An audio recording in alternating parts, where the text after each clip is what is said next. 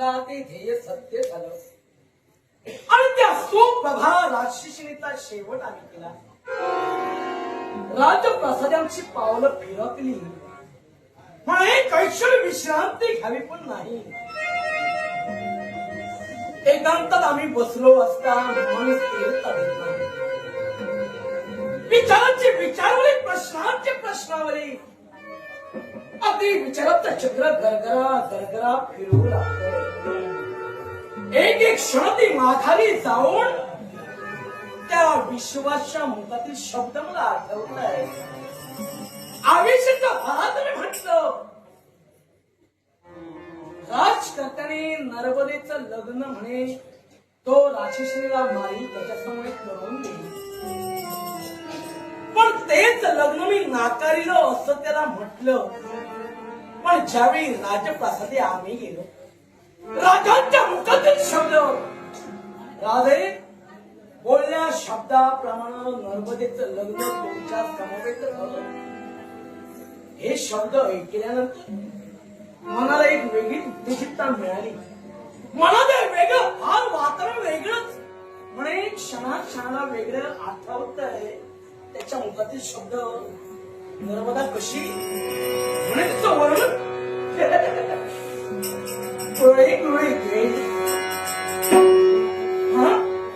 अगदी लांब लचकचे कुरळे कुरळे कसे दिसत असतील आणि त्या केसांची शोभा होती तिच्या. काय सौंदर्य, काय ते माधुर्य, अरे धनुष्याकृती भोया, वा काय भोर टपोरे डोळे आणि चाफेकळी ना गुलाबाच्या पाकळीप्रमाणे तिचे म्हणे ओठ.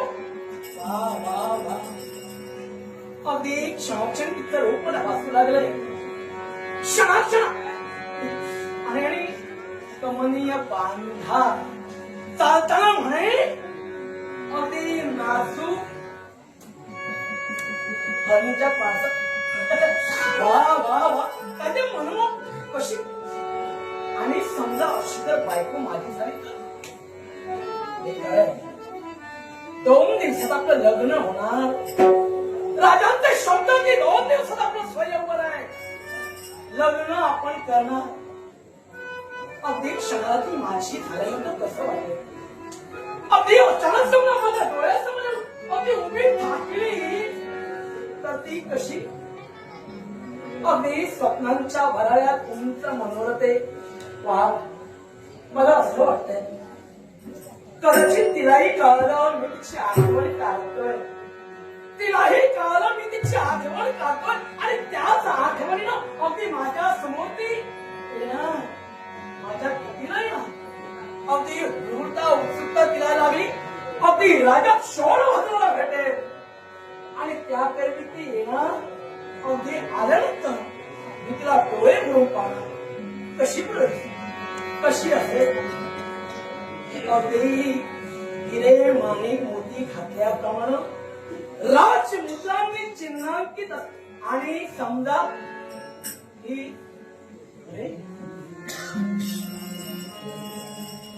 या स्वप्नातील चांदण्या बरंच काही सांगताय.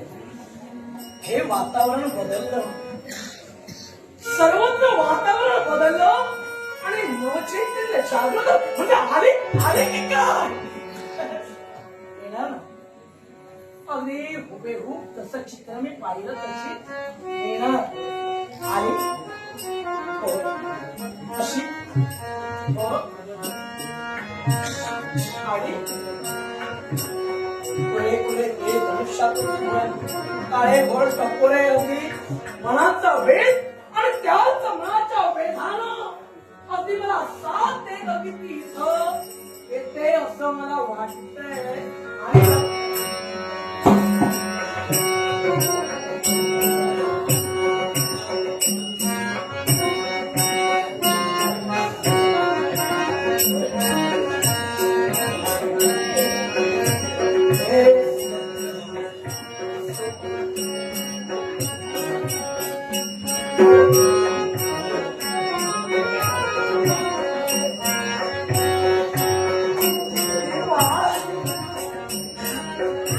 राजकन्या तर दिसतोय.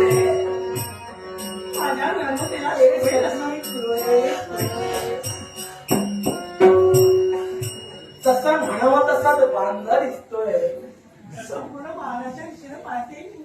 अरे कोणी पाहिलं तर नसेल ना, कदाचित तीच जरी ताली असेल.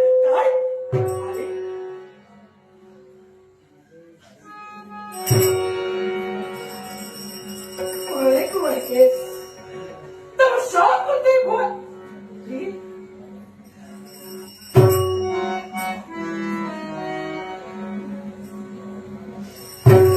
अगदी अगदी म्हणावं तेच मला. हे स्वप्न तर हे स्वप्न. अहो राजा माझ्याशी बोलते. नमस्कार. माझ्याशी नमस्कार. तू हा हो मी म्हणजे हे सत्य म्हणजे हो सत्य मी आहे. तू हा कोण तू? मी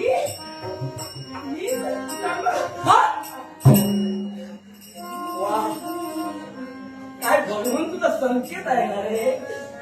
तिची मी आठवण काढतोय ती माझी प्रेयसी. आता तू बोल नको.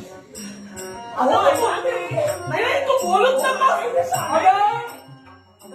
सांगायचं काय? सांगायचं तर आहे पण तुला मी सांगू देणार नाही. आज मी तुला सांगणार. तुम्ही मला सांगणार. तू माझ्यासाठी आली.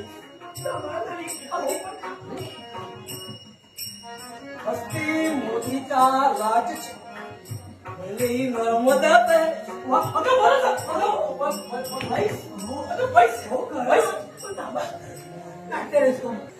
मी तुला पाहिलं नव्हतं. मी तुला कधीच पाहिलं नव्हतं पण मी तुला पाहिलं. विश्वासानं वर्णन मात्र अगदी अचूक केलं. म्हणजे तुम्ही राजे राजा शोण ज्यानं राक्षसीला मारिलं. म्हणजे माझ्या नर्मदेला शोभेलच. अशी विश्वास मरता मरता जगला. त्यानं अगदी सुंदर बनवतो. पुढे पुढे केस धनुष्यात काय बोल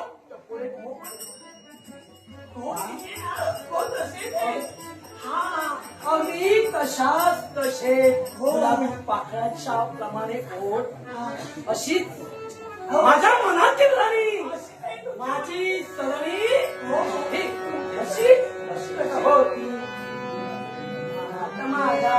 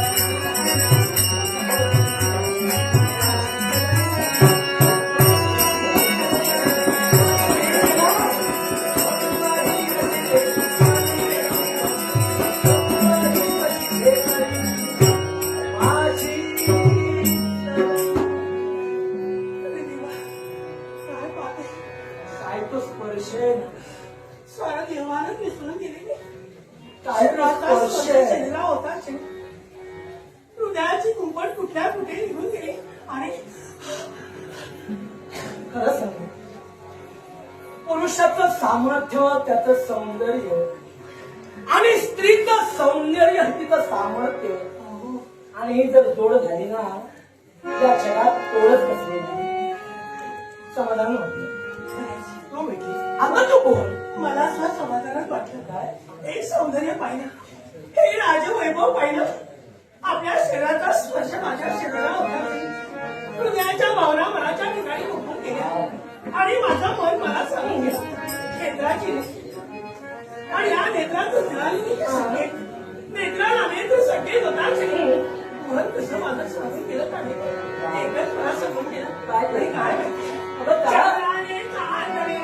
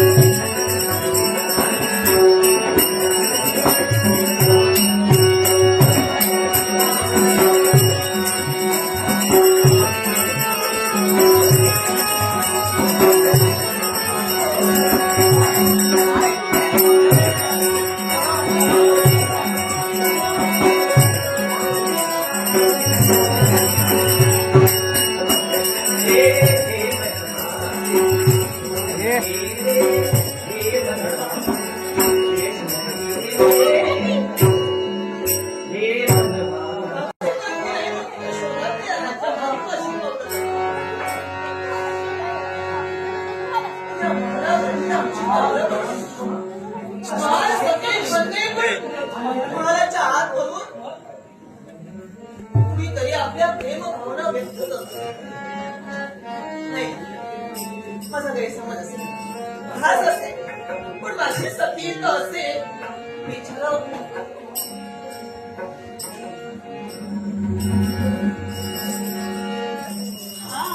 सारखं बघत राहा, टकमक टकमक टकमक पिछल्यावर बघत राहा. चंद्राच्या त्या डोळ्या चांदण्या तुझं माझं असं एकत्र राहावं आणि आम्हा दोघात तिसरं कोणी नको यावं असं वाटलं.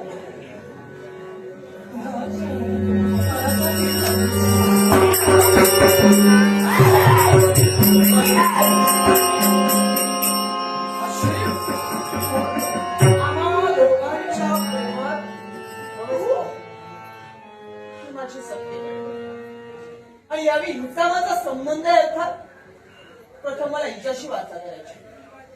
संबंध सुंदर म्हणजे आपल्या माणसाला आपल्या माणसाचा घात कसा करावा याचं जिवंत उदाहरण. नाही ना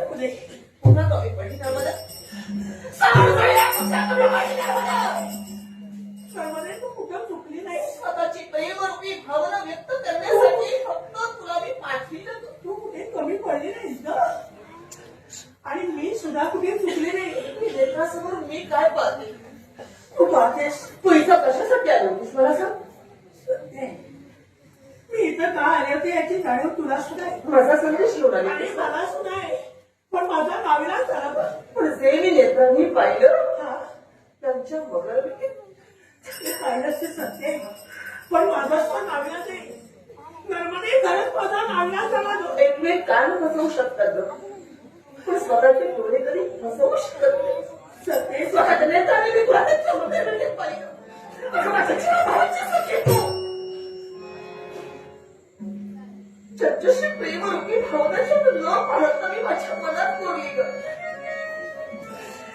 आणि तेच माझं प्रेम व्यक्त करण्यासाठी तुझ्यापर्यंत संदेश दिला. का?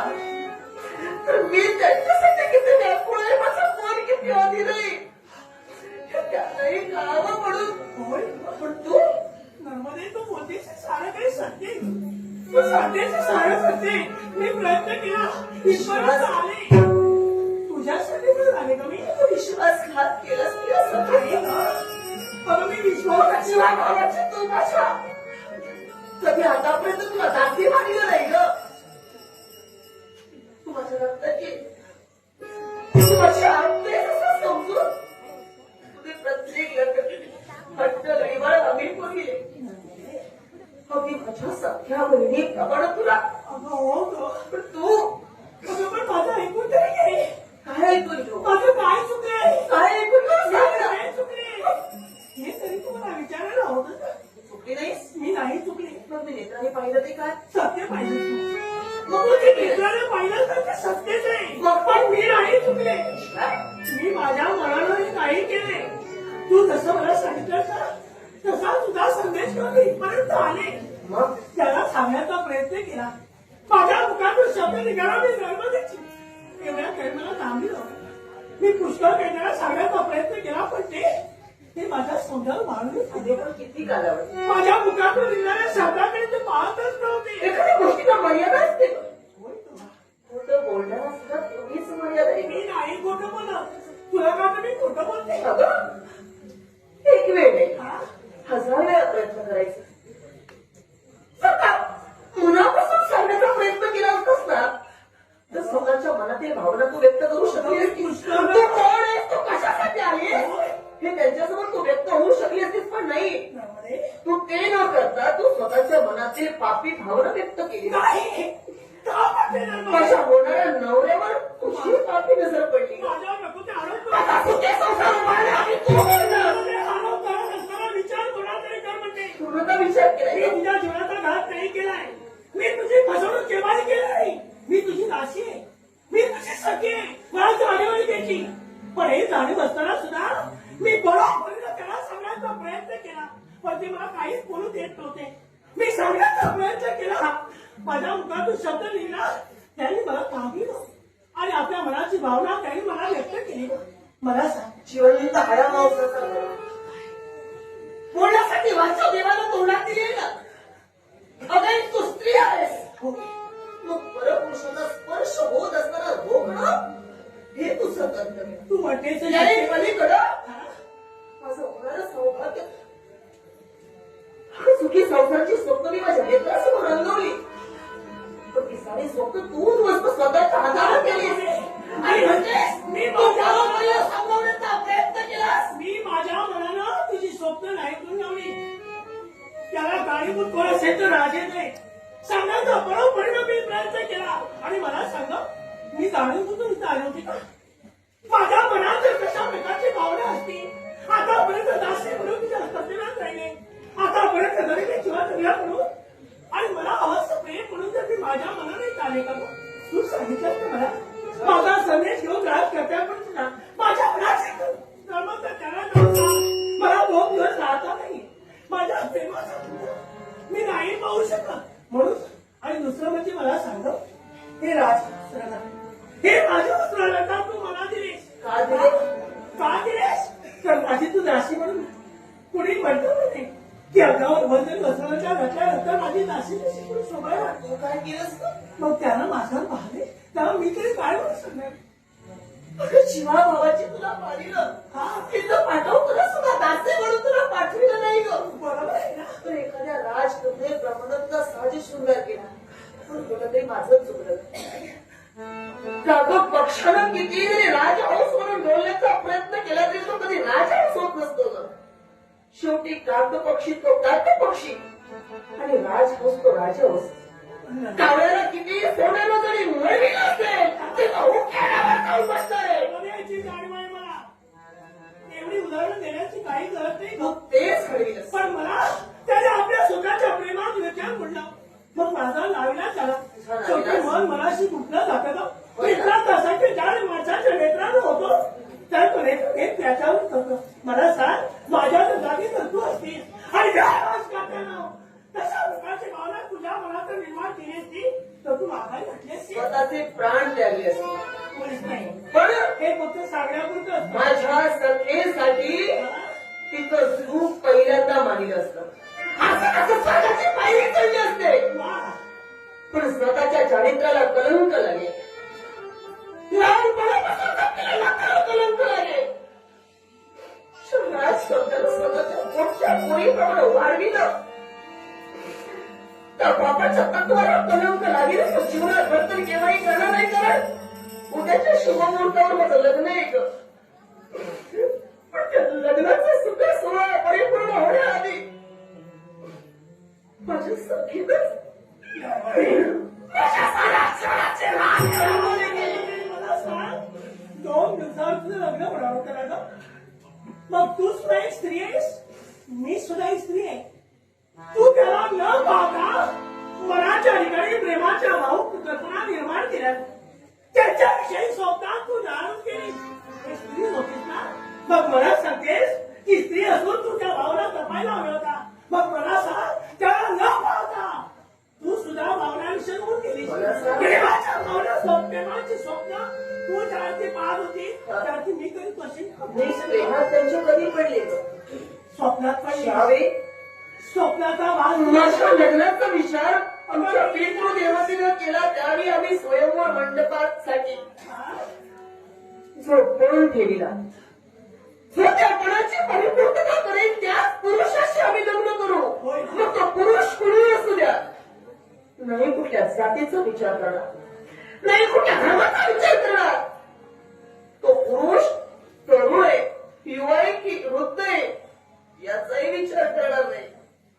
पण जो अटीची परिपूर्तता करेल त्यांच्याशी आम्ही विवाह करू.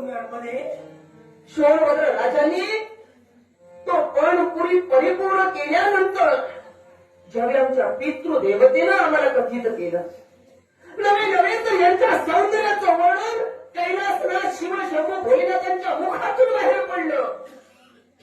त्याच वेळी आम्ही त्यांच्या प्रेमात पडलो. पण त्याला पाहण्याची जिज्ञासा मनाच्या ठिकाणी. होय ना? कारण न पाहता केलं जातं ते खरं प्रेम. फक्त सौंदर्यावर पाहून कुणी ठाईल ग. कारण सौंदर्य क्षणी आहे, पण न पाहता जे करतात ते खरं प्रेम आहे. ज्यांना मी पाहिलं सुद्धा नाही त्यांच्यावर मी भाले. पण त्या माझ्या प्रेमाळच माझी सखी आली. मग नर्मदे मला सांग, तू म्हणतेस की शिवशंभू महादेवाने मला सांगितलं माझ्या जीवनात कसाही असू नये.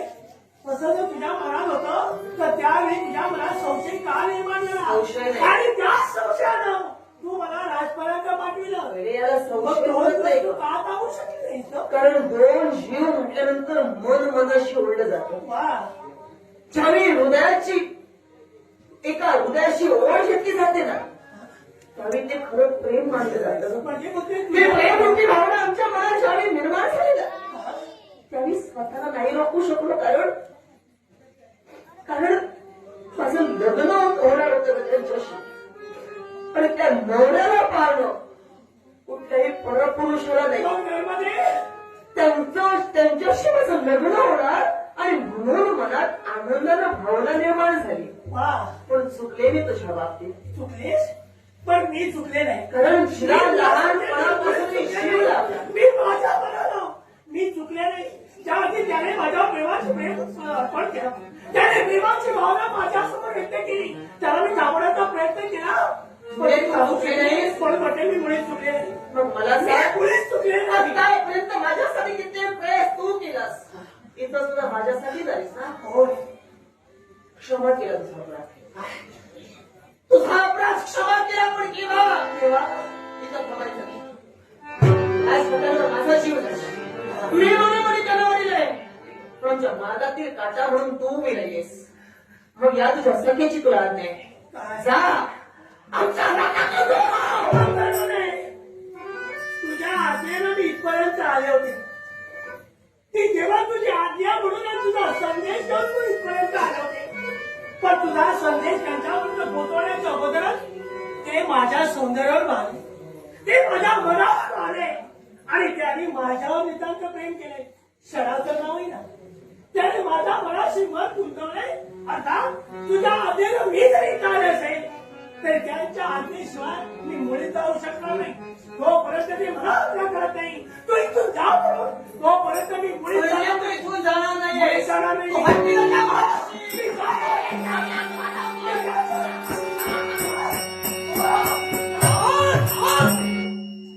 खबरदार! स्वातंत्र्य याचा अर्थ स्वैराचार नव्हे. राज्याचा अधिकारी राजा क्षोणभद्र जिवंत आहे. आपल्या राजप्रसादी असताना तयस्थ व्यक्तीनं तिथवर येऊन वितंडवाद घालणं, तिच्या हाताला धरणं तुला शोभा देत नाहीये. चुकलंय माझं. सांगते मी इथं अधिकार आपले. पण जेव्हा एखाद्या माणसाच्या मनावर एखादा घराचा आघात घडला जातो ना, तरी कुठल्याही परिस्थितीचा विचार ती व्यक्ती कधी जीवनात करत नाही. काही वेळा माणसाच्या मनाला जे घात होतात ना, ते त्याच्या कर्मानच होतात. मी कुठे चुकले म्हणून एवढा माझ्या सखेनं माझा विश्वासघात करावा. तुम्हाला सखी होय ही नर्मदा आहे. काय? ही माझ्या जवळ आली ती माझी नर्मदा. राजे, मी तुमचं सारं सर्वस्व ऐकलं तुला वाटलंच असेल. माझं लक्ष नाही. पण तू म्हणून लागलीस तू नर्मदा नव्हे, तू नर्मदा. मी नर्मदा. कशी ग? कारण राष्ट्राची राज चिन्हांकित मुद्रिका तिच्या हाती आहे. मान्य आहे. तुझ्या हाती आहे का? कारण ती ओळख पठावी म्हणून ज्यावेळी जुईला तुमच्यापर्यंत संदेश घेऊन मी पाठवला. संदेश कोणता?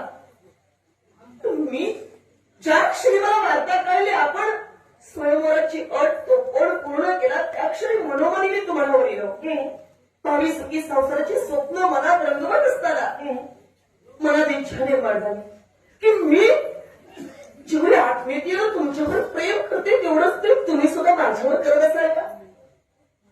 आणि म्हणूनच तिच्याकडे तोच संदेश मी तुमच्यापर्यंत पाठवला. पण ती माझी दासी याची ओळख पटविण्यासाठी ती राजमुद्रा मी हिच्या हस्ते दिली. ऐक, ही नर्मदा नाही, ही सुईला माझी दासी आहे. आणि खरी नर्मदा वैकल्याची कन्या मी आहे. माहिती दासी तुझी तू राजकन्या असशील नाही म्हणत नाही, कारण तुला मी कधी पाहिलं नाही. तुझी माझी गाठाभेट कधी झाली नाही. फक्त सेवकानं वर्णन केलं, त्या वर्णनानुसार जेव्हा मी स्वप्न रंगवत होतो तेव्हा ही तिथं आली. पण जरा आता जिला मी स्वप्नात माझी मानली ती माझी राणी. पण ती स्वप्नातील तुमची नर्मदा मी आहे.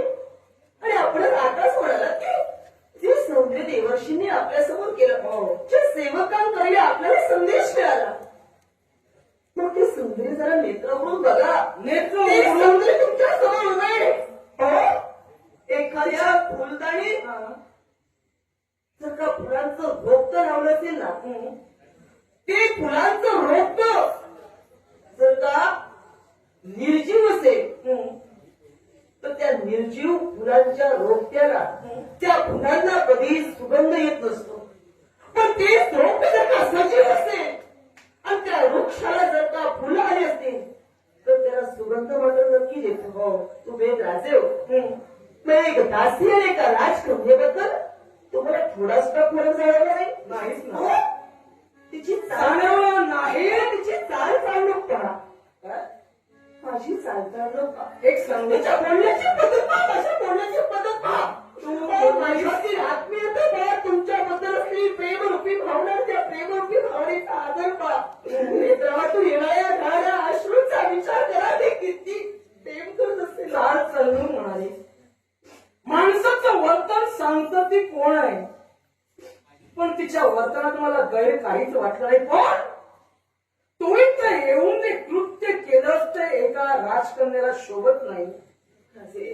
ते तुला शोभणार नव्हे. पण आपण तुला मी राजकन्या आहेस मी मान्य केले नाही म्हणत नाही. बोला आता तो म्हणालीस कुंडी त्या फुलाला सुगंध फुलल्यानंतर येतो पण ते ओळखायला हवं. पण या जगात बरीच अशी फुलं आहेत त्या साऱ्या फुलांना सुगंध येतो आणि ज्याला सुगंध येत नाही म्हणून तेव्हा त्याला किंवा उकिरड्यावर टाकत नाही तर त्याला देवाचरणी वाहतात.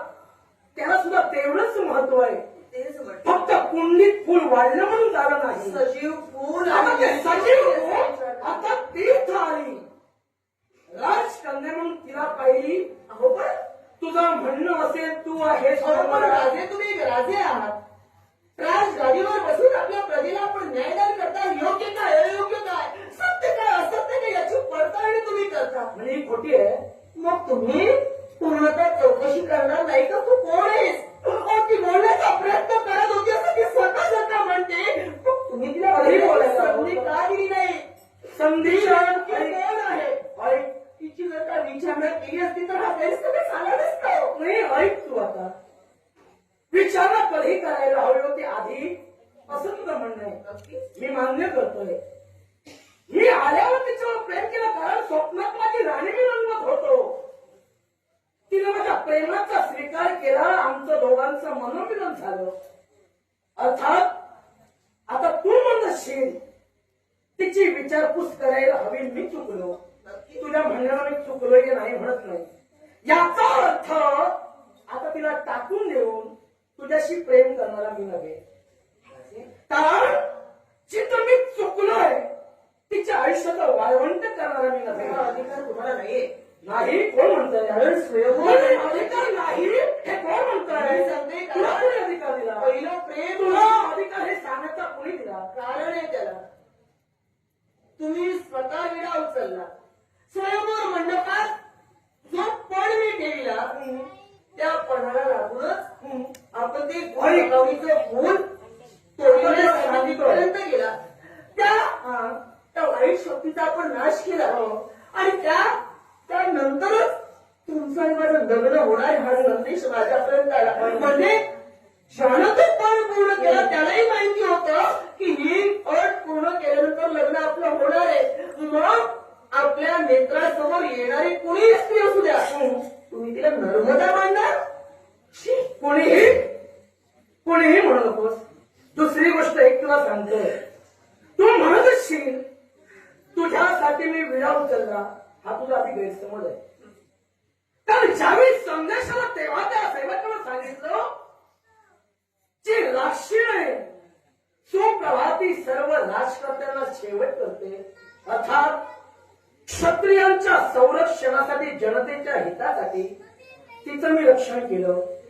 तुझा मी नकार राजदरबारी दिला होता तेव्हा राजकर्त्यांच्या मुखात समजाव राजे बोलल्या शब्दाप्रमाणे माझ्या कन्येशी तुम्हाला लग्न करायचंय मान्य केलं. मी चुकलो तिला माझी तुला नर्मदा तिला मानली हेही मान्य केलं. आता तुला सरळ स्पष्ट सांगतो राजे माझा एक प्रश्न सरळ स्पष्ट तुला सांगतोय. आता तिच्यावर मी प्रेम केलंय कारण स्त्री शिवस्त्री चारित्र्य म्हणजे काचेचं भांड आहे. तिला एकदा त्याला गेला तो परत जोडता येत नाही. स्त्रीची इज्जत एकदा गेल्यानंतर ती माघारी कधी येत नाही. अर्थात तिला माझा स्पर्श झाला. माझ्या मनाचं माझ्या स्पर्शानं ती विटाळली आहे आणि ही विटाळल्या कारणानं तिचा स्वीकार मी करणार. तेव्हा तुझ्या बापाला जाऊन सांग उद्याचा धाड घातला तो बदला हे लग्न होणार. तेव्हाही नाही राजे आपण सहज म्हणाला पण विचार करा ते एक राजकर्ते त्याला ज्यावेळी आपण इच्छा आपली त्यांची पूर्ण केला पुढे आपण पहिल्यांदा नकार दिला असेल. आपण नकार दिलाही असेल मी नाही म्हणत नाही. पण ज्यावेळी तो पण ठेवलाय अर्थात त्या पितृदेवतेनं माझ्या आपल्याला ती अट सांगितली आपण होकार दिला. मग तुम्ही तिचा विचार करताय. माझ्या भावनाचा विचार कोणी करावा. एक राजकर्ता म्हणून देशोदेशीचे निमंत्रण दिले. आपल्या कन्येचा शुभविवाह उद्याच्या शुभमुहूर्तावर होणार आहे. मग एका बापाच्या हृदयावर किती आघात होणार आहे.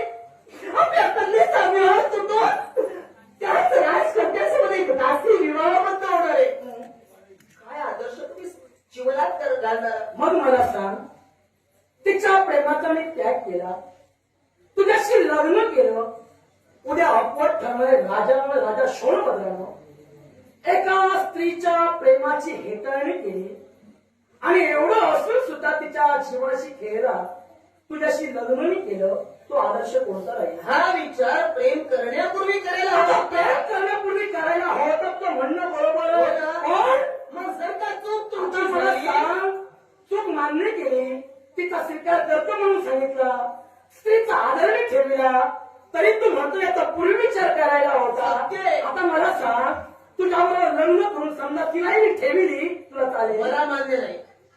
नाही ना? कारण या विश्वात अशी कोणती स्त्री नाही जिनं एखाद्या पुरुषावर जर का प्रेम केलं असेल ना, ती प्रेमरूपी भावना कशी असते? हा. स्वच्छ मनानं जडतं ते प्रेम होय. आणि ते स्वच्छ मनानं तुम्हाला न पाहता क्षणी मी तुमच्यावर प्रेम केले हो, ती तुम्हाला पाहता क्षणी तुमच्यावर भारी म्हणजे तुमच्या या बाह्य रूपावर भारी आहे. पण या नर्मदीने तुमच्यावर जे प्रेम केले ना, ते आपल्या अंतर मनावर प्रेम केले. कारण आपणच म्हणालात, ती सुप्रभा संपूर्ण क्षत्रिय जातीचा नाश करण्यासाठी या विश्वात भटकत होती. मग त्या क्षत्रिय जातीचा रक्षण होण्यासाठी आपण तिथपर्यंत गेला.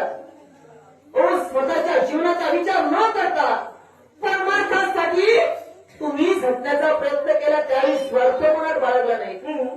पण ज्या अटीप्रमाणे ती आपण अट पूर्ण करून ते पुढे तिथपर्यंत घेऊन आला, त्याच वेळी आम्ही मनोमनी तुम्हाला न पाहता तुमच्या अंतर मनावर आम्ही प्रेम केलं.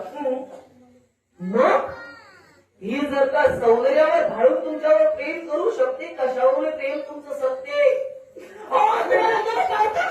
तुमच्यावर प्रेम केलंय, या माझ्या प्रेमाचा विषय तुमच्या मनात नाही. फक्त स्त्रीला अंतर्मन असतं, पुरुषाला नाहीये का? स्त्रीलाच भावना असतात, पुरुषाला नाहीत का? मग मला अंतर्मन नाही का? मला भावना नाहीत का? मग त्याच अंतर्मनात त्याच भावनेनं तुझं प्रेम काकूतीनं सांगतंय, कळतंय तुझं प्रेम. पण तुझ्या प्रेमासाठी मी माझं प्रेम नाही केलं. तसं न पाहता तू प्रेम केलंस ना, तसं न पाहता मी प्रेम केलं. त्या स्वप्नातील राणी ती मला मिळाली. आता माझ्या अंतर्मनाला मी निर्णय घेतला, इथं तुला ठाव लागत नाही, तेव्हा तिचा संबंध येतो, तू जाऊ शकते. राजे, माझी इच्छा आहे, ज्या व्यक्तीवर मी नितांत प्रेम केलंय तो फक्त आणि फक्त माझा आहे. त्या व्यक्तीवर कोणाही स्त्रीचा अधिकार नाही. अर्थात तिलाही समजावून सांगितले, पण ती म्हणाली, जर का तुम्ही सांगत असाल तर ती आपल्या नात्यातून बाजूला जाणार. कसली? माझ्या प्रेमाचं त्याग नका करू, माझ्या प्रेमात सांगतो नका पाहू. त्यातून तिला घेऊन आपल्यासमोर भीक वाटते मी माझ्या प्रेमाची. तू जायला सांगा, माझ्या प्रेमाचा, माझ्या प्रेमरूपी भावनेचा विचार करा. प्रेम ही भावना आहे. प्रेम हे आंधळं नसतं, पहिलं नसतं, मान्य आहे. पण त्याच आंधळ्या प्रेमात तुझ्या प्रेमाचा स्वीकार समजा मी केला, तिच्यावर अन्याय नाही होणार का? आणि मी तर इच्छितोय माझ्या म्हणून जिच्या शरीराला मी स्पर्श केला, ती कुणीही असो, तिच्यावर मी अन्याय करणारा नव्हे. तेव्हा माझी तुला कळकळीची विनंती आहे. प्रेमाचा खरा स्वरूप म्हणजे त्याग. तो त्याग तू अंतर्मनात घे. तुझं म्हणणं असेल, अति स्वयंवरात लग्नाच्या दिवशी बाप जगाला काय सांगेल, चिंता करू नकोस. तुझ्या बापासाठी आणि तुझ्या प्रेमासाठी मी स्वतः तिथे येईल. समोर मी स्वतः तिच्याशी लग्न करेन. झालेला प्रसंग मी प्रत्येकाला सांगेन, त्या तमाम त्याला सांगेन. स्त्रीच्या जीवनावर अन्याय करणारा मी नव्हे, तेव्हा उच्च नीचपणा मी कधीही पाहणार नाही. माझ्या न्याय कक्षेत ती उच्च होय. अर्थात मी माझ्या प्रेमाला प्राधान्य देतोय. जा, तुला मी मुक्त करतोय. तिला लावून देणार नाही. हे वाई नाही. आतापर्यंत काकू तिला येऊन तुम्हाला समजवण्याचा प्रयत्न केला, पण तुम्ही थेट आघात माझ्या मनावर केला तो. एखादी शरीराला जखम झाली असेल तर त्याच्यावर इलाजही करता येतो. कालांतरानं ती जखम भरवली जाते. जर मनावर एखादी वेदना तर मनाला होणारी जखम त्याच्यावर कुठलाच उपाय अविश्वास नाही. जिला सख्यत्व दिलं, रक्तापेक्षा प्रिय नातं तिच्याशी जपलं, तिनं मला दगा दिला.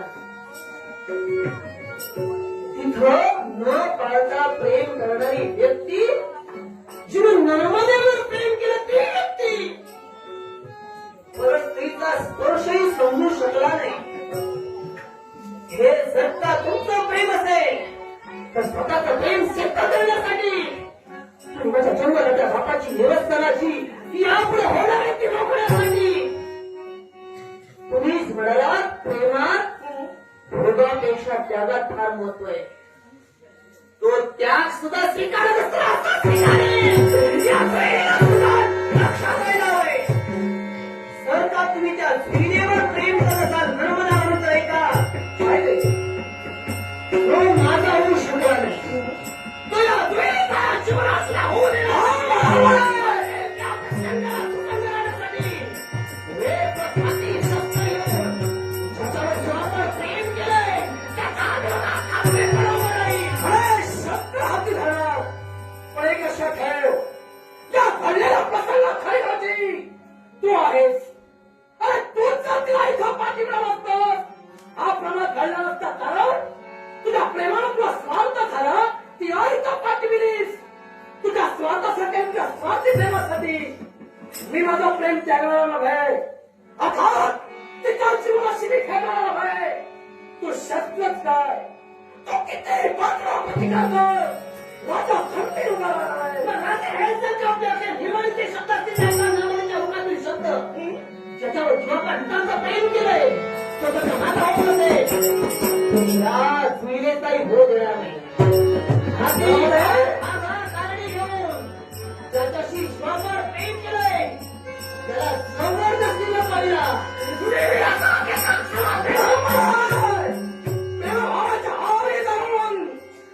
माझ्या जीवनाशी खेळलीस आणि आमच्या सुखी संसाराची जागा ठेवायची. नको तुला प्रेम, नको तुला स्त्री जीवन, नाही ग्रस्त स्त्री चारित्र्याची. कारण तिला स्वतःचं चारित्र्य हे दुसऱ्याच्या चारित्र्यापेक्षा महत्वाचं वाटतंय. तिच्यापेक्षा तुझं महत्व आहे नाही करत.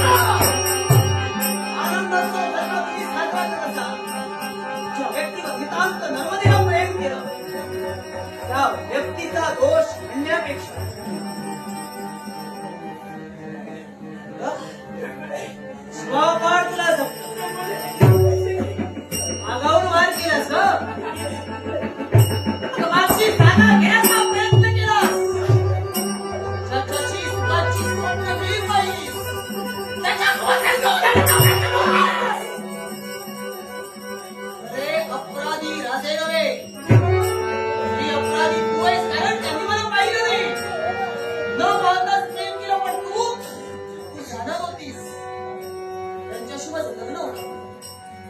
मी तुझी सगळी माझ्या मनातली भावना काढून टाकतेस. आज मन कलुषित झालं. स्वतःच्या मनावर, स्वतःच्या भावनांवर ताबा मिळवणार नाही. भावनाविवश झालीस. स्वतःचं मन कलुषित करून आज राजकर्त्यांची प्रेम तू केलंस. राजकर्त्यांच्या मुखातील शब्द माझा स्वीकार करणार नाही का? तुला स्वीकार करणार नाही. मनावर असंख्य आघात होऊ लागले. मनावर प्रभाव झाले. सत्ता भागवती तू. ही नर्मदा तुला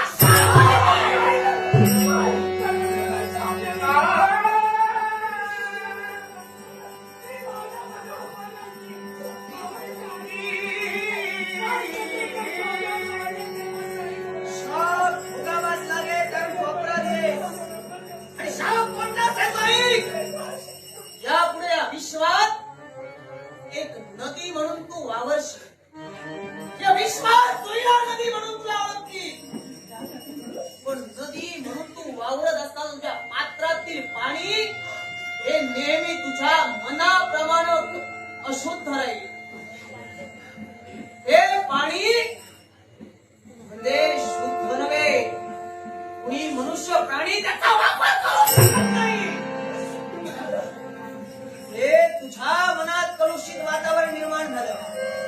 याप्रमाणे यापुढे तुझं पात्र दूषित होऊन या विश्वात पुढे जाईल. जर का एखाद्या मनुष्य प्राण्यानं तुझ्या जलाशयातील पाणी प्राशन करण्याचा प्रयत्न केला असंख्य पापांचा भाग येतो होईल. एवढंच नव्हे, माझ्या प्रेमात तू आलीस आणि प्रेम कुणावर केलंस? या राजकर्त्यांवर. म्हणे हे तुझ्यावर प्रेम करतायत ना? माहीत या विश्वात यापुढं राजे आणि तुझी केव्हाही भेट नाही.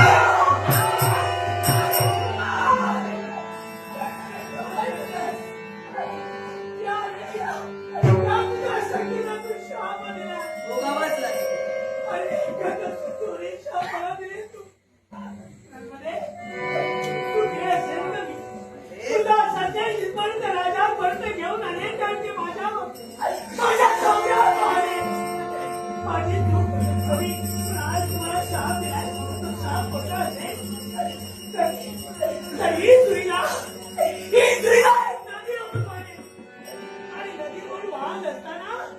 तिचा प्रवास आणि त्या पाण्यानं जे पाणी कसं असेल तो माझा प्रवास कसा असेल तर माझ्या कळशी कालीला मला अशुद्ध असेल. आणि जो कोणी त्या पाण्याला स्पर्श करेल तेव्हा पाप भोगावी लागतील. जेवढी तू दोषी आहेस माहीत तुला तेव्हा तुझं अस्तित्व ओळखू शकलो. मी कोण आहे? सप्त मुखाने जेव्हा तू आग फुलावलीस तर ते मस्तकाला भेटली.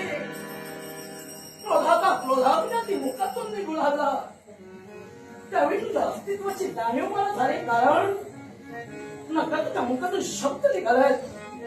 या द्वैताला तू शाप दिलास. तू कुणी सामान्य नव्हे, तू दैवी अस्तित्व आहेस.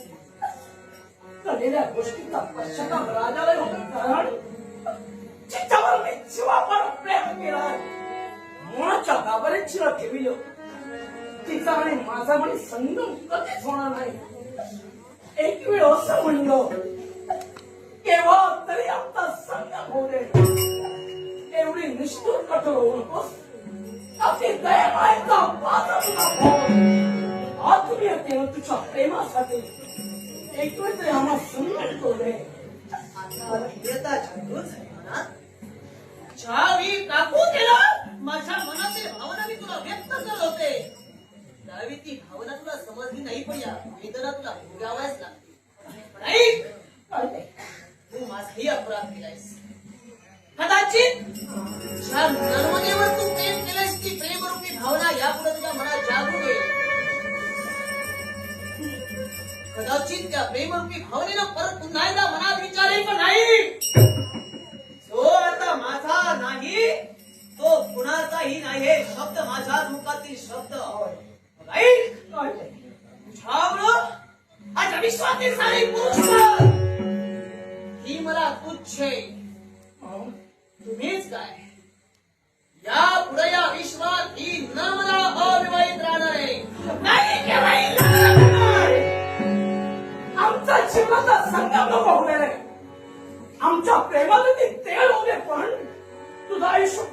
नकोस कोणत्याही पुरुषाशी लग्न करतो खरीच नाही.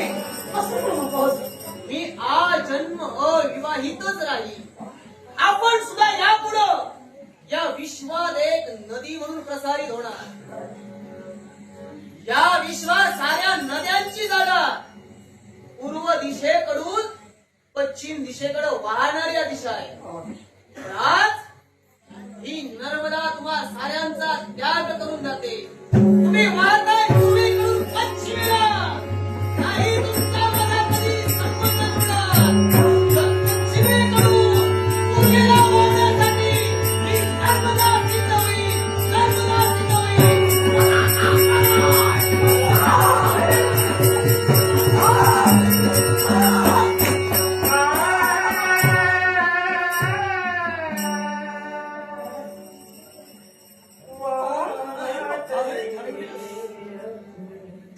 आयुष्याच्या सुखी स्वप्नांचे चक्र चोर एका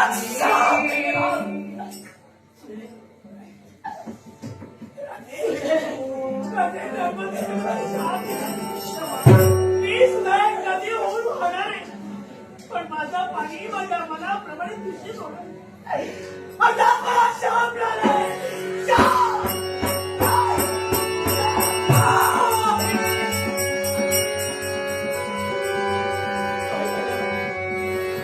माझ्या मनावर